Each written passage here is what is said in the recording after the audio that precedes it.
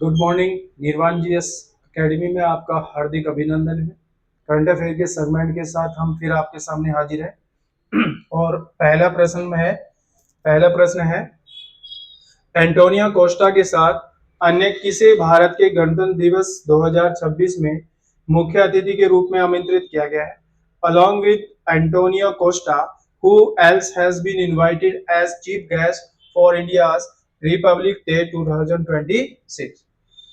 Ursula von der Leyen, Vladimir Putin, Emmanuel Macron, Xi Jinping. अभी क्या है, उर्सिला वॉन डेर लोयन जो गणतंत्र दिवस है, गणतंत्र दिवस 2026, ठीक है, 77वां गणतंत्र दिवस है ये। इसमें उर्सिला वॉन लेन और प्लस एंटोनियो कोस्टा। देखिएगा, उर्सिला वॉन डेर लोयन जो है ये बेसिकली यूरोपीय आयोग की अध्यक्ष हैं। यूरोपीय आयोग की क्या है? यूरोपीय आयोग की अध्यक्ष हैं, ठीक है। यूरोपीय आयोग की क्या है? अध्यक्ष है। और एंटोनियो कोस्टा यूरोपीय परिषद के क्या है? परिषद के क्या है? अध्यक्ष है। तो इनको जो है संयुक्त रूप से दोनों को गणतंत्र दिवस समारोह में जो है मुख्य अतिथि के तौर पर आमंत्रित किया गया है, ठीक है। नेक्स्ट, टूरिज्म बूस्ट विजन 2029 के तहत भारत सरकार 2029 तक, ये काफी अच्छा प्रश्न है और पूछा भी जा सकता है। इससे पहला वाला प्रश्न भी अच्छा था। वर्ल्ड क्लास टूरिज्म डेस्टिनेशन बनाएगी under the tourism boost vision 2029। How many world class tourism destination will be government of India develop by 2029? 45, 50, 55, 60। तो 50 जो है ये बूस्ट विजन के तहत जो है 29 के तहत वर्ल्ड डेस्टिनेशन जो है, वर्ल्ड डेस्टिनेशन साइट जो है बेसिकली डेवलप की जाएगी। काफी अच्छा प्रश्न है, पर्यटन को जो है बढ़ावा देने के लिए। किस शहर में पहली बार international union for conservation of nature ICN जो है global soil security law framework अपनाया है? In which city did international union for conservation of nature adopted the global soil security law framework for the first time? Abu Dhabi, Tokyo, Berlin, Paris. Abu Dhabi जो है UAE यानी संयुक्त अरब अमीरात की capital है और यहाँ पर जो है ये 2030 में इसमें मिट्टी की जो सुरक्षा है यानी सुरक्षा संवर्धन के लिए जो है, यानी मिट्टी की सुरक्षा संरक्षण भी कह सकते हो और सुरक्षा के लिए जो है ये समिट जो है मतलब उसको फ्रेमवर्क को जो है यहाँ पर अपनाया गया है, IUCN international union for conservation, ठीक है। नेक्स्ट, भारत के पहले नैनो डीपी प्लांट का उद्घाटन किस राज्य में किया गया? In which state India first nano DP plant? ये गुजरात में किया गया है और गुजरात में नैनो डीपी प्लांट जो है लगाया गया है। और एक इसमें इंपोर्टेंट फैक्ट और है कि श्रीलंका को जो है इसकी पहली खेप जो है मतलब जो है भेजी जाएगी। तो इसमें गुजरात जो है हमारा। दुनिया में सबसे बड़े नेटवर्क के मामले में भारत का रैंक क्या है? What is rank in world term of largest metro network? First, second, third, fourth? तीसरा है ये, क्योंकि चीन और यूएसए के बाद जो है भारत जो है तीसरा सबसे बड़ा जो है विश्व का नेटवर्क बना है मेट्रो के क्षेत्र में, ठीक है। नेक्स्ट, विश्व रेड क्रॉस डे हर वर्ष किस दिन मनाया जाता है? On which day world red cross day observe? 6 में, 7 में, 8 में, 9 में? 8 मई को, क्योंकि 8 मई 1948 को रेड क्रॉस की स्थापना की गई थी। और एक इंपॉर्टेंट फैक्ट ये भी है कि पहला 8 मई 1948 को जो है पहला रेड क्रॉस डे मनाया गया था और पहला शांति नोबेल पुरस्कार भी जो हेनरी ड्यूंट को इनको मिला था वो इसी के क्षेत्र में मिला था। रेड क्रॉस को जो है अगर आप देखें तो 3 बार नोबेल का शांति पुरस्कार जो है प्रदान किया गया है। और 2025 में अगर इसकी थीम देखें, 2025 में जो रेड क्रॉस की थीम है वो मानवता को जीवित रखना, मानवता को जीवित रखना, ठीक है, ये इसकी जो है थीम है 2025। नेक्स्ट, अमरनाथ यात्रा 2025 की सुरक्षा के लिए भारतीय सेना द्वारा शुरू किए गए ऑपरेशन का नाम क्या है? What is the name of operation launch by Indian army the security for Amarnath यात्रा?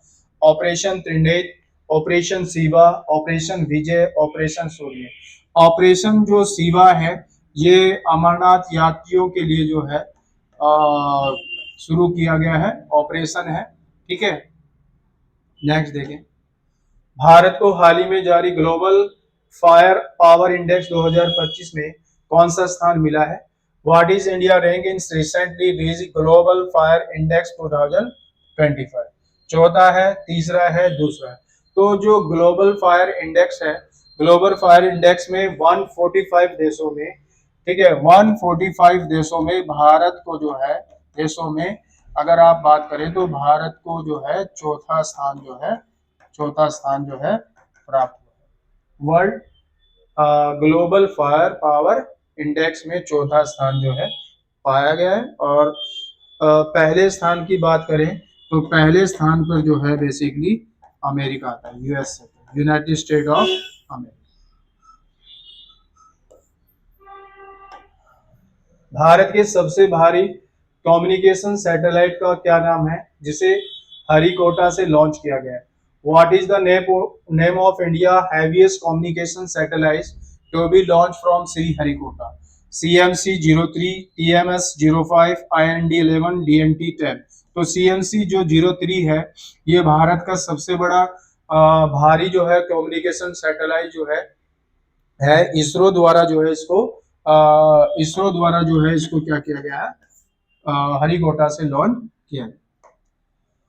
किसे कैबिनेट द्वारा 8वें वेतन आयोग का अध्यक्ष नियुक्त किया गया? Who has been appointed the cabinet chairman of 8 pay commission? Sanjeev Khanna, Ranjana Prakash Desai, Deepak Mishra, DY Chandrachud. Ranjana Prakash Desai जो है ये 5वें जो है चीफ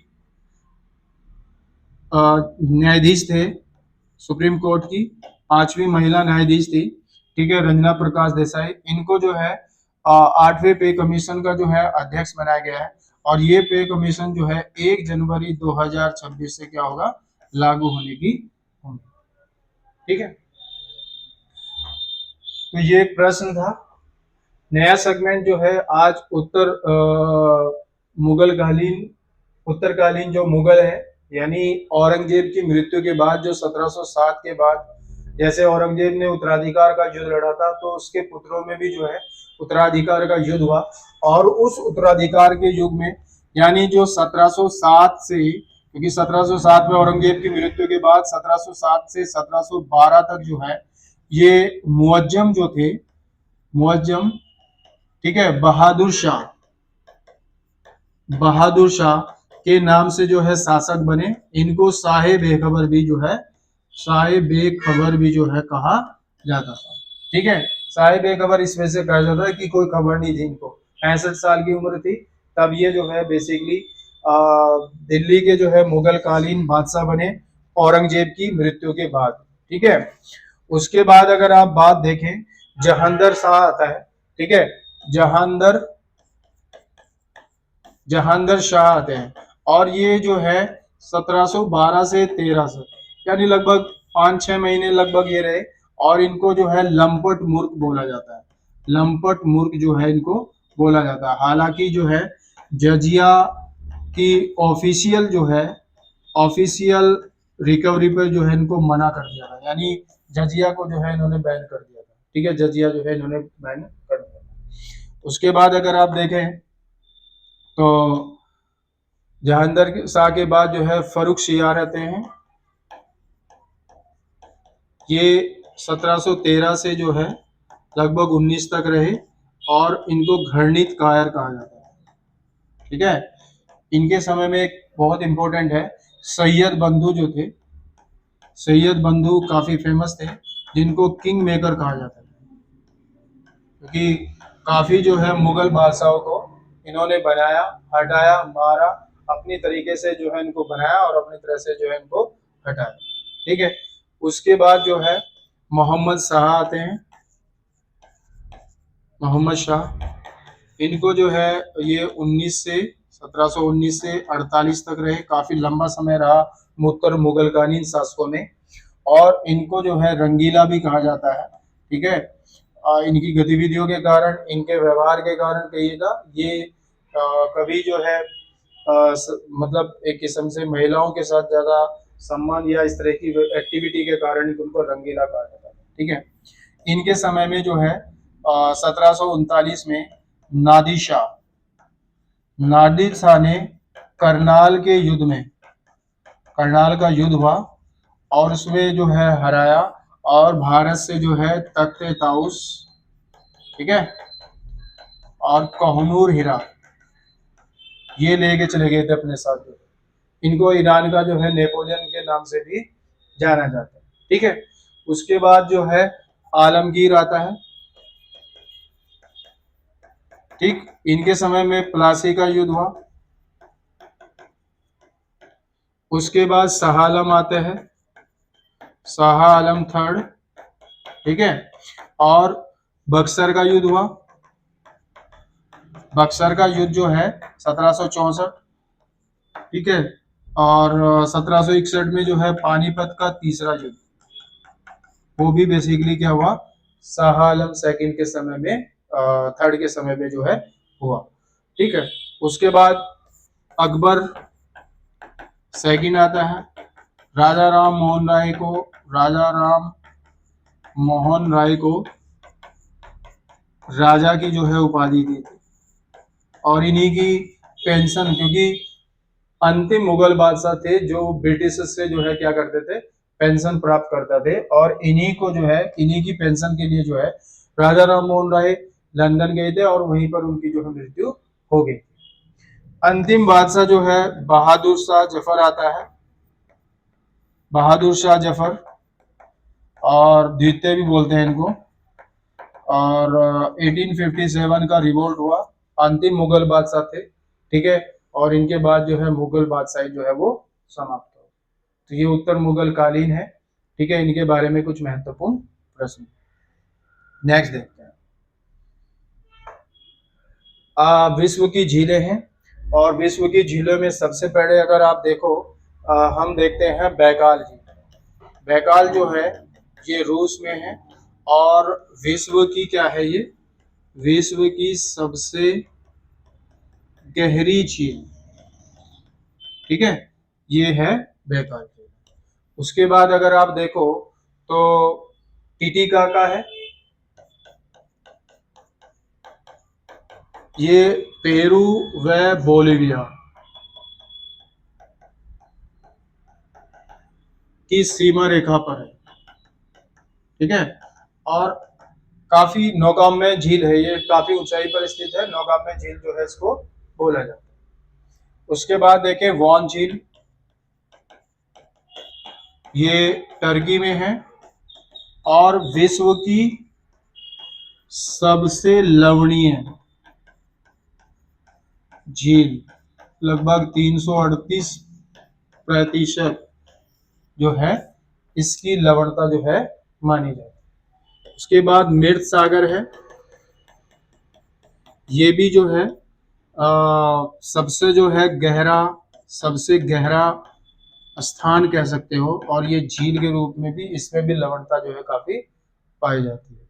ठीक है, उसके बाद कैस्पियन सागर है, कैस्पियन सागर ये भी पूछी जाती है, विश्व की सबसे बड़ी, विश्व की सबसे बड़ी जो है झील के रूप में जानी जाती है कैस्पियन सागर।